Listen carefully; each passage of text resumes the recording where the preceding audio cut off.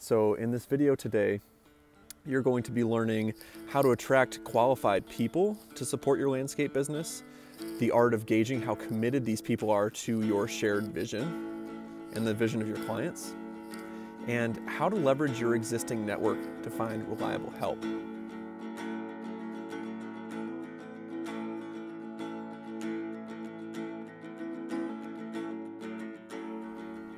Hello everybody, this is Pete Wyden with the Professional Permaculture Designer. I am here at the beautiful boom site where they used to land logs on the St. Croix River back in the 1800s, and today we're going to be talking about finding reliable help in your business, whether you're doing landscape design, architecture, other forms of implementation of your designs, finding reliable help either on the design consulting side or on the implementation installation side.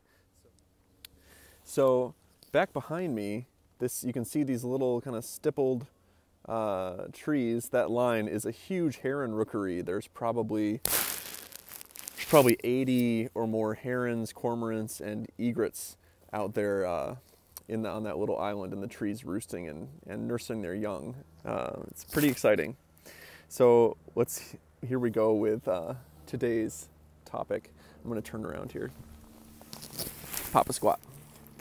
So before I get started, I am doing connection calls right now to find out more about you and what you're looking for help with in your business around sales, marketing, pricing and packaging, getting your service out there to the types of clients you really want to be working with, and delivering that service in a way that really brings you joy and provides a high value. So these are 30-minute calls, and if you'd like to set one up, it's not a sales call, it's just a chance for me to learn more about you, for us to connect, and so I can understand what types of resources I can be making that'll be most helpful to you.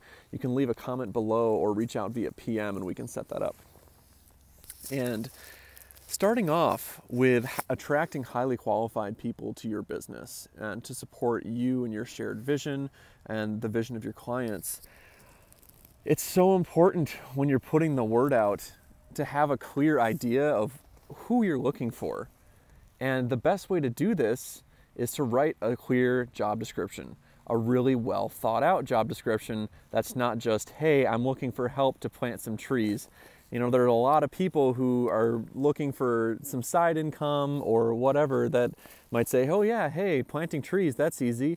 But what you're really looking for in the case of the type of work we're doing, the level of attention to detail and the ecological orientation of the work we're doing, is that you're actually looking for someone who's a lot more highly qualified than that. And yeah, you might pay a little more, but in the end, the ease of which you'll be able to work with someone who's actually highly qualified for the position that you're looking to fill, and who can take some independence in their work and be trusted to, you know, plant things correctly, engage in a cordial manner with clients, and really give your business a great image when you're not always around because you're doing other stuff, you're designing, you're meeting with other clients, etc. Time and time again, you know, a lot of people that I work with one-to-one are experiencing issues with finding good help that is going to show up on time, is going to show up at all, is going to treat the land in a manner that's respectful and in alignment with the values of the business they're working for. And writing that clear job description. Who are you looking for? What are their qualifications? What are they exactly going to be doing? What are the working conditions? What's the time commitment? If you want to post an hourly wage or other type of wage setup, post that, or you can say dependent on experience. And of course, your contact info, places like Indeed and Craigslist are totally legit to find good help. So we're going to move on to some other pieces that will help infuse this with even more certainty of you finding the right person. So another one here is people who need a lot of training. These people really have to be committed and not just looking for a benefit to themselves in terms of you bringing them on in kind of an apprenticeship role, or you really have to decide if you want to bring people like that on at all. For example, I've hired designers to work with me in the past who I found out later on weren't actually that skilled. They were they had the potential, right? But they didn't have the experience. And so it took a lot of energy to onboard them and teach them even just basic design standards. And it takes so much time. And in the end, if it's not something where that person is going to stay with you for, at least a few years, it's really not worth your time ultimately, unless it's a very informal or low time commitment relationship for you. And it has to be a high benefit to you and your business so that it doesn't detract from your ability to grow and keep moving at the pace that you wish to move at, to meet your income goals, to make the change you wish to see in the landscape around you, and really to conserve your energy, and also make sure that that person as well is in a situation where they're going to be supported with the support that they need based on their level of their skill set and expertise and experience. So it's really important to have that job description, for example, with those minimum qualifications of, say, a number of years of experience working as a landscape designer if you're hiring for that type of position.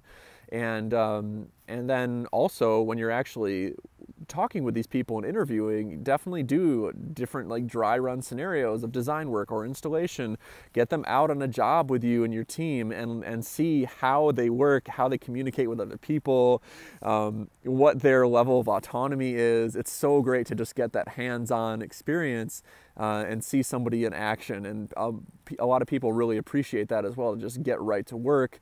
You're not a nonsense person just having them sit around, and you're really somebody boots on the ground type of person who's going to be fun to work with. And that's the reason why these people are going to be attracted to your business once they see that job description, is that you're actually walking the talk. There's a giant, that looks like an eagle flying out there. It's pretty nice being on the river today. There's lots of migrating birds. And the final piece here, leveraging your existing network. And I think a lot of us know the importance of this, or how much easier it is to find potentially qualified help, or at least someone who's been vetted by your friends, family, neighbors, by even a rival company. Someone wants to come work for you.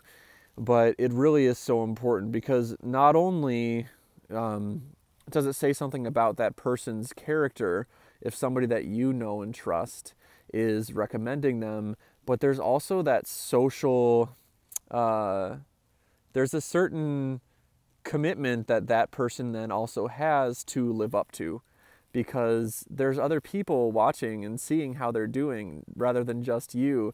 That friend that recommended them to you is also expecting them to do a great job and uphold kind of this like honor code of being within the same network, the same community, and having these shared values, wanting to have the people they refer live up to the values that they have for themselves and the respect that they have for you.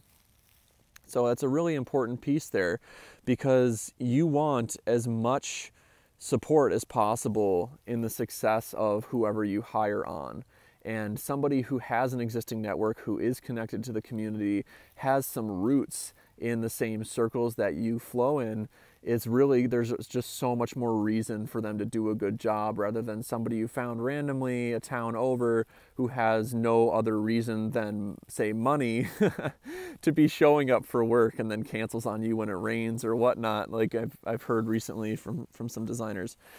So leveraging the existing network, recapping a little bit, gauging how committed these people are to a shared vision, and looking at what their experience level is, and really helping yourself define what that is by doing the work of writing that clear, defined job description. It only has to be a page long. In fact, it only should be a page long, unless it's some, multiple roles or something like that. But really having realistic expectations about the amount of work and the amount of roles and responsibilities someone can take on, especially when they're first starting out working for you, is really important, because there's that whole burnout piece as well. You could hire on somebody who's very well qualified for all the pieces you're looking for, but in the end, if you're throwing them right into the ringer of all this complex stuff where they don't know the details of certain jobs that are ongoing, and they're expected to do certain things on the fly and have all these moving pieces working.